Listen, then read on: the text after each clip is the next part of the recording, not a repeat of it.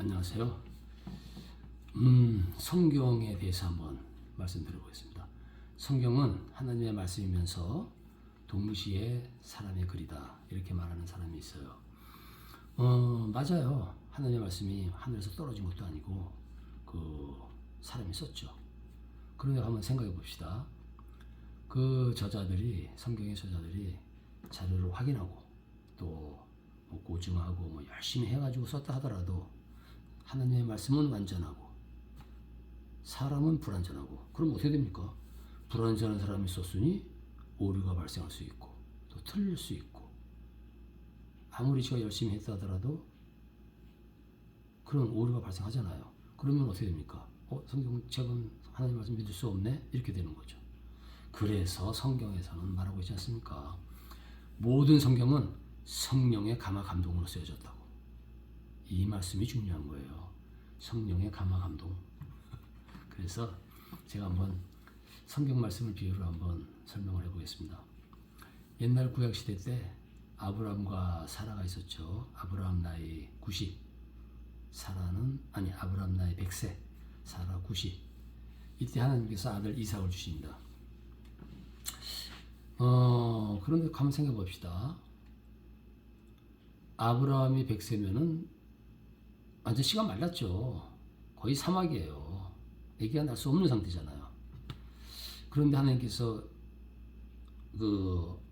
아기를 주셨을 때 아브라함하고 사라가 하나님의 말씀을 믿고 부부관계를 해서 아들 이삭이 태어난 거예요. 근데 왜 그 믿음이 중요하냐면은 우리가 아담과 하와의 에덴 동산 사건을 보면 알 수 있어요. 하나님께서 에덴 동산에서 모든 과일은 먹되 선악과는 먹지 말라고 말씀하셨잖아요. 그런데 아담과 하와가 뱀의 꾀임에 빠져가지고 선악과를 따먹지 않습니까? 그래가지고 어떻게 됩니까? 우리에게 죽음이 왔잖아요. 인간에게. 그 말씀 뭐냐면 자유란 그 행동에 대해서 책임을 져야 돼요. 하나님께서 자유를 주셨지만은 행동에 대한 책임이 따릅니다. 그렇기 때문에 우리가 하나님의 말씀을 이루어지려면 믿음이 요구가 되는 거예요. 근데 이제 이삭은 우리랑 하나님의 능력으로 태어났지만 우리랑 똑같은 인간이에요. 그런데 이제 그런 비슷한 사건이 거의 똑같아요. 비슷한 사건이 신약 시작하면서 또 일어납니다. 예수님 오시기 6개월 전에 천사 가브리엘이 하루는 제사장 사가랴가 성전에서 봉사하고 있을 때 찾아옵니다. 찾아와서 사가랴에게 말합니다. 주님께서 너의 기도를 들으셨다. 너에게 아기가 생길 텐데 이름을 요한이라고 불러라. 하니까 이 사가랴 이분도 나이가 굉장히 늙어서 한마디로 씨가 말랐어요. 아기를 가질 수가 없어. 이분이 아무리 믿음이 좋고 율법을 잘 지키고 하나님의 말씀을 지킨다고 하더라도 자연의 법칙하고 안 맞잖아요. 아기를 가질 수 없는 나이지 전혀. 그러니까 믿을 수가 없는 거야. 그래서 천사 가브리엘이 이 사가랴한테 믿음을 주기 위해서 하나님의 말씀이 이루어질 때까지, 아기 날 때까지 벙어리로 만듭니다. 그래가지고 이제 말을 못하고 집으로 오지 않겠습니까? 집에 와서는 이제 자기 아내 엘리사벳한테 이제 선물을 하겠죠. 말은 못하고 손짓 발짓 아니면 글로 썼겠죠.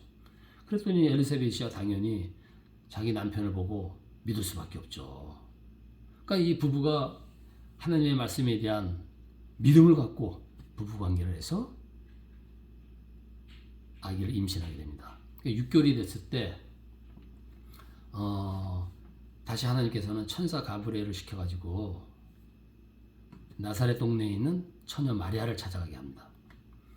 그래서 이제 천사 가브리엘이 마리아한테 와서 기뻐하여라. 너에게 성령이 임하시면은 아기를 임신할 텐데 아기가 태어나면은 이름을 예수라고 지어라. 이렇게 이제 천사 가브리엘이 마리아에게 얘기하니까는 마리아는 벙친 거죠. 아무리 믿음이 좋고 성품이 좋고 해도 이건 무슨 뭐 우리가 보통 아기가 태어나려면 뭐 부부 관계를 해야 되잖아요. 근데 이건 부부 관계도 없이 그냥 하늘에서 성령이 오시면 임신하게 되고 그다음에 아들이 태어난다 그러니 황당한 거예요. 그래서 마리아가 제가 처녀인데 어떻게 이런 일이 일어날 수 있겠습니까? 하고 가브리엘 천사한테 대묻게 되죠. 그랬더니 천사가 너의 이웃사촌 엘리사벳을 봐라. 태어날 때부터 아기를 가질 수 없는 몸이었는데 거기서 또 나이까지 늙었고 그런데 하나님의 능력으로 지금 아기를 가진 지 6개월이 되었다. 하나님께서는 능치 못할 일이 없다. 하니까는 마리아가 역시 믿음이 참 좋고 성품이 참 좋으신 분이에요. 거기서 바로 저는 주의 종입니다. 하나님 뜻대로 이루어지길 원합니다 하잖아요. 그래서 이제 하나님의 말씀이 이루어지게 되는 거예요. 완전히 뭐 마리아는 믿음이 대단하신 거죠. 그래서 보면은 예수님께서 이제 성령이 오셔갖고 성령이 이제 오신 거죠. 근데 우리가 이게 이 세 사건을 보면서 아기 사건을 보면서 이삭과 그다음에 세례요한 경우는 하나님의 능력으로 하나님의 말씀을 믿고 부부 관계를 해서 태어났어요. 그러니까 그 두 분은 땅에서 태어난 거야. 씨가 땅이야.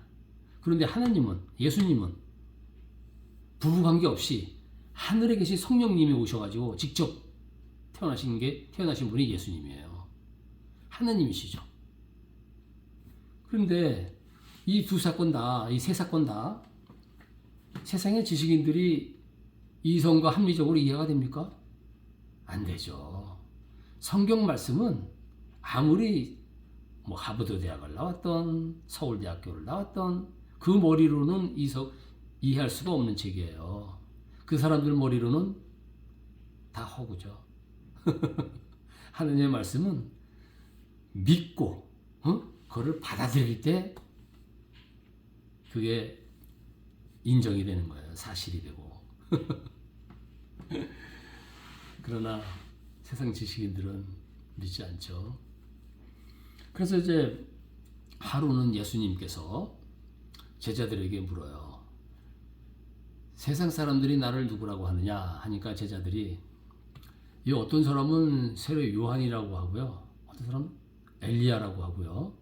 어떤 사람은 에레미야 같은 선지자들 중에 하나라고 합니다. 그러니까 예수님께서 또 말씀하시는데 이 제자들이 한 얘기의 공통점이 뭐냐면은 인간이라는 거예요. 인간.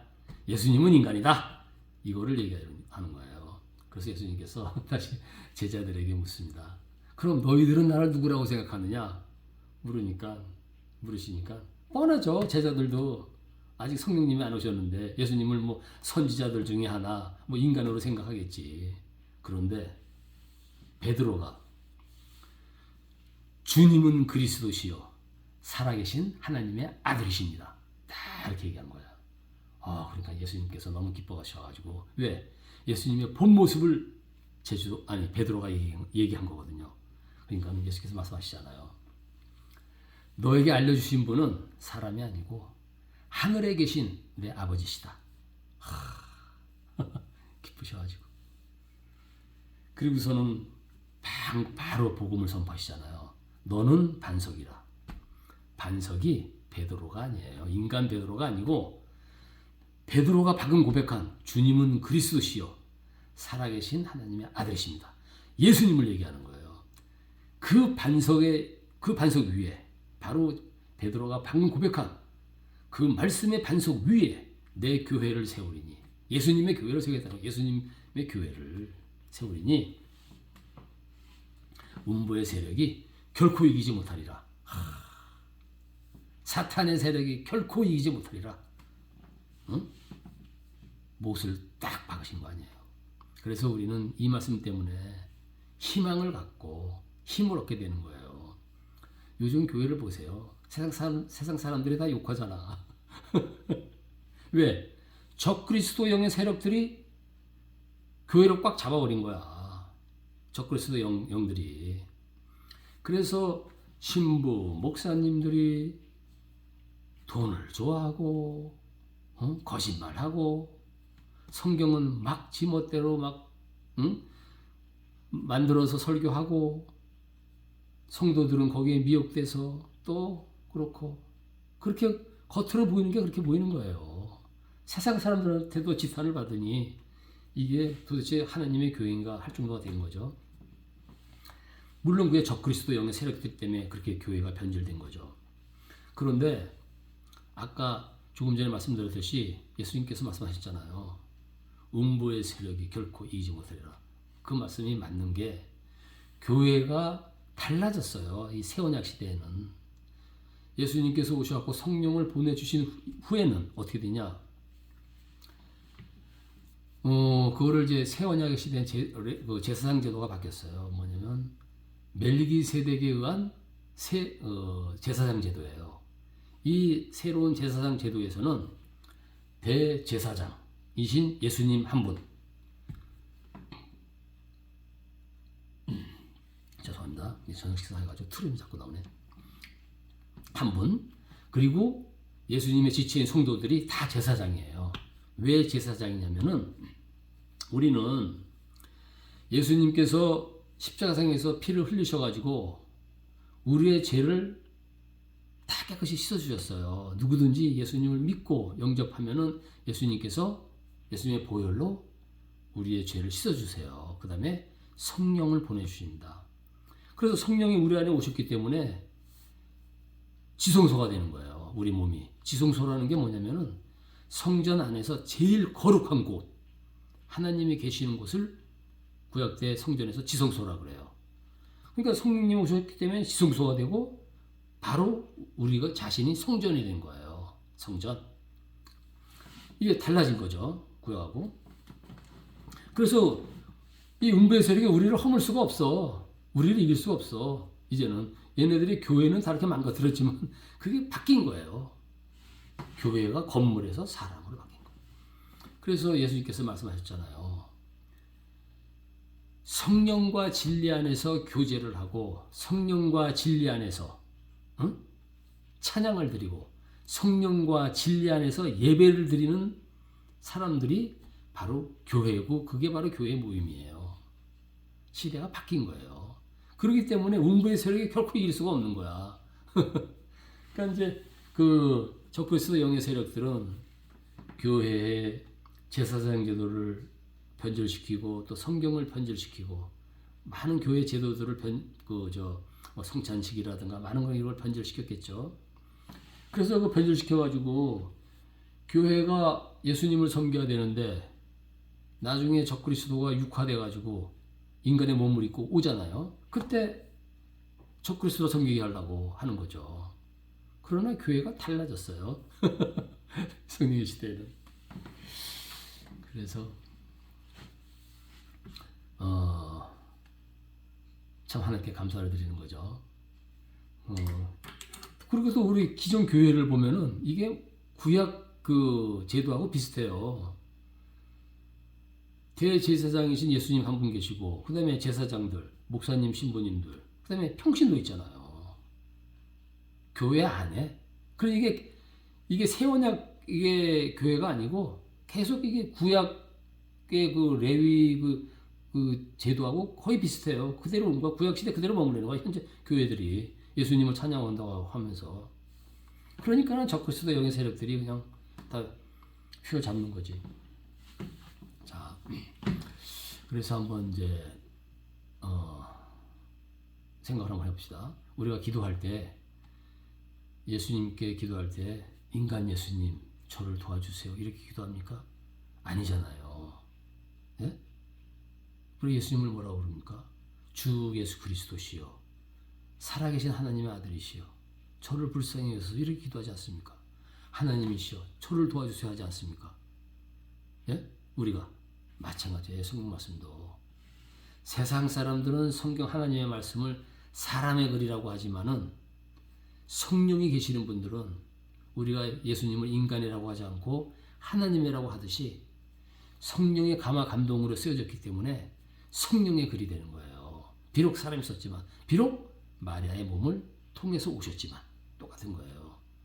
성령의 감화 감동으로 쓰여졌기 때문에 성령의 글이면서 동시에 하나님의 글이 되는 거예요. 성경 말씀은. 그래서 하나님의 말씀은 흠이 없고 완전 무결한 거예요. 그러나 우리가 지금 기존에 있는 성경책들은 다 번역에서 나온 거잖아요. 그럼 무슨 문제냐? 번역한 성경책들은 그 저자들이 자기 지식으로 번역했으니까 성령의 그 지도를 받아서 번역을 했으면 그 참뜻을 알을 텐데 자기 지식으로 번역을 했으니 오역이 많을 수밖에 없죠. 그러나 걱정하실 필요가 하나도 없는 게 성령이 계신 분들은 성령이 다 가르쳐 주세요. 우리가 성경책을 읽으면은 하나님의 말씀을 보면은 하나님의 성품을 알잖아요.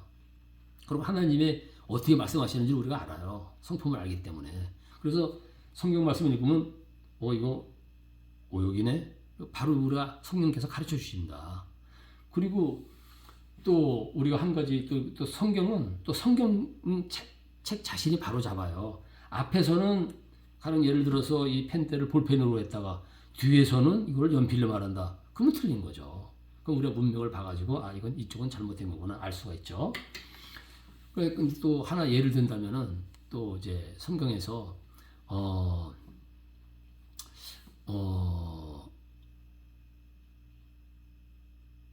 예수님을 믿으면 너와 네 집이 구원 얻으리라 뭐 이런 구절이 있잖아요. 그럴 때 믿습니다가 할 때 그 믿음 할 때 성령이 계신 분들은 보통 이게 대부분이 성경에서 믿음 나왔을 때는 그 믿음이란 단어가 하나님의 말씀을 듣고 순종하는 걸 믿음이라고 성경은 대부분 그렇게 설명해요.